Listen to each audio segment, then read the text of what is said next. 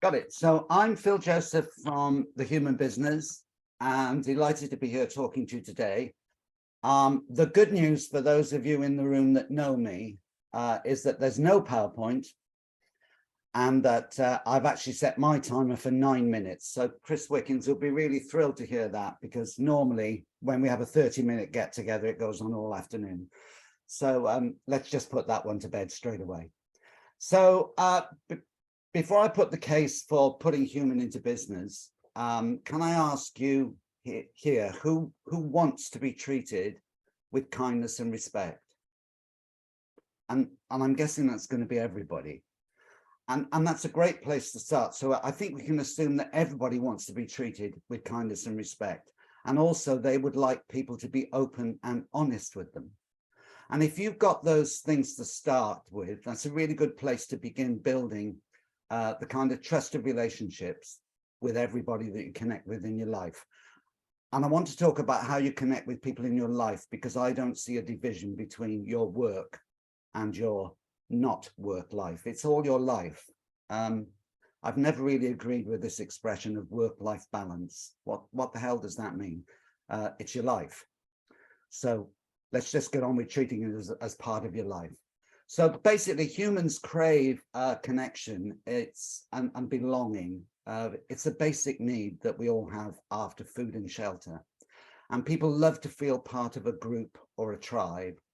And I'm guessing that might be why some of us are here today. You know, we all like to be part of groups or tribes with people that share our values, and very often with people that share our outlook.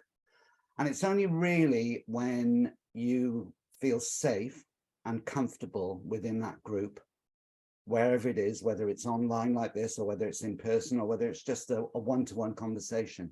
It's only really when you feel safe that you can start to build trust. And it's only when you trust other people in your relationships that you give of your best, and that they give of their best. So if in your work environment you feel heard and appreciated and cared for, you will be happier, and you'll be more likely to feel that sense of well-being. Now, well-being is a word that gets used an awful lot at the moment. But when you feel that sense of well-being, that sense of comfort, that sense of security, then everything that you do will be better. And, you know, when you feel better, you help make other people better.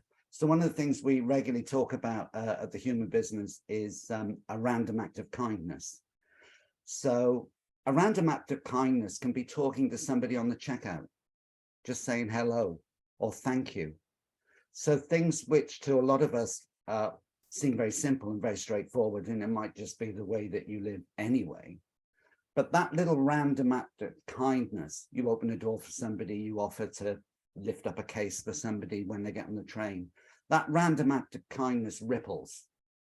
And the people that are on the receiving end will also feel better. And then the people that they meet, and it just carries on rippling out. So I think that's, you know, it's a great way to start. So if all of that is what we want for ourselves, why can't a lot of larger business owners understand this and see it? So the COVID pandemic and the aftermath has forced us all to think and act and work differently, and adopt more flexible ways of working. And for many, many people, that was an opportunity to change the way that they use their time, to change the way that they connected. So this, for instance, this wouldn't have happened 4 years ago. We'd have all got together in a cafe. So there are all sorts of advantages that came out of that pandemic. Obviously, a whole load of bad stuff, but you know, it was an opportunity for a lot of people to reset. And this thing of working from home, which I know not everybody can do, but those that can, people really seized on that and started to think and act in different ways. We've now got the problem of some larger companies now saying, I want you back in the office. I want you back where I can see you.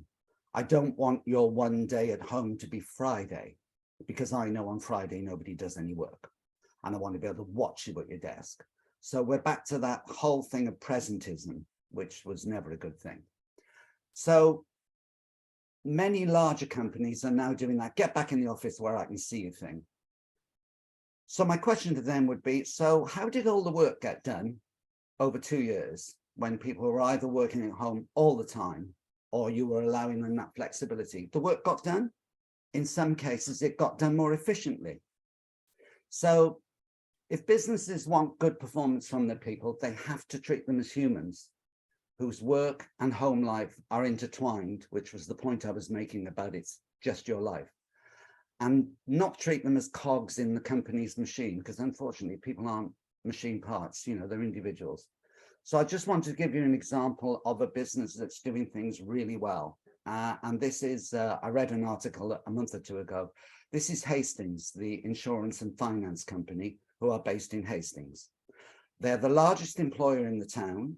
The town is considered to be rather deprived. It's a sort of faded glory seaside town with all the challenges that brings. They've always been great at retaining staff. Everybody that works for them, most of them are within a 10-minute walk. So they're a really big noise in the town.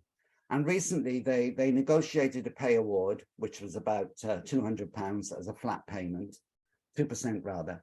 And then on top of that, when they identified the fuel and cost of living crisis that was coming around the corner, they gave everybody a one-off bonus payment of £500. And then they invited people to come back into the office to save money on central heating their home. So they offered, if you want to come back into the office 5 days a week, we'll welcome you. If you want to stay home, that's also fine. They already do things like car sharing and cycle to work and walk to work. They then increased their capacity to feed their staff. So they opened up their existing canteen to longer hours so that people could have breakfast, lunch, and an evening meal before they went home. And all of this is free. So rather than giving people, you know, a 10% pay increase, which they've paid tax on, they've spent the money on providing more services to their staff. And as you can imagine, the amount of goodwill that's generated in the town, not just for them, but, you know, for the people that connected to it. So they've made a real difference by putting their money into that rather than just dishing out a pay award. What a fantastic example. There are several other large companies that are doing that nationwide, are being very, very positive with the way they work with staff. So the reward for companies that do that is that you get a happier, more efficient staff who enjoy their work and who can then grow with the business. And that way, the disruption and expense that you get from constantly replacing or recruiting staff or getting staff that don't fit or stay, all of that stress and expense is removed. And that's the bottom line benefit that financial directors need to see, that as well as there being a moral case for this, there is a financial case for this. And I believe that the future for businesses, particularly small to medium-sized businesses, they've got to put their people first. And that's the way that they will thrive in the very different world that we're in now. So I just wanted to give you some figures before I close, which is, in this country, SMEs represent more than 90% of the business right across the UK. And over 90% of those SMEs are actually 10 people or less. So that is me and probably most of you. And we are the people that create jobs, generate wealth and opportunities. Oh, flip, that's my timer. So we're the people that generate opportunities and creativity. So I would suggest that it's up to us to drive that change from our part of the business world up through the larger businesses and through the larger corporates. And I'm going to stop there. So I'm going to invite you to join us on our mission to put human into 1 million UK businesses. We've already made a start on that. We're not going to get it all done in this year, but we are going to get it done. Thank you.